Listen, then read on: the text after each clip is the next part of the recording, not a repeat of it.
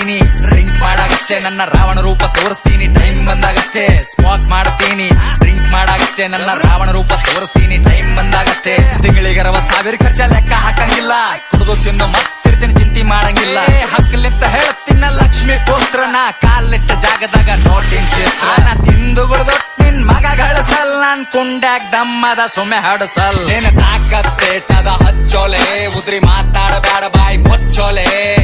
ನಿನ್ನವನ್ ಸರಿ ಬುಡ್ಸೋಡನ ಹಾಡ, ಚಿಲ್ಲರ್ ಸುಳೆ ಮಕ್ಕಳ ಜಾಮ ಆಗಿ ಬಳದಾವ ಸಾಡ.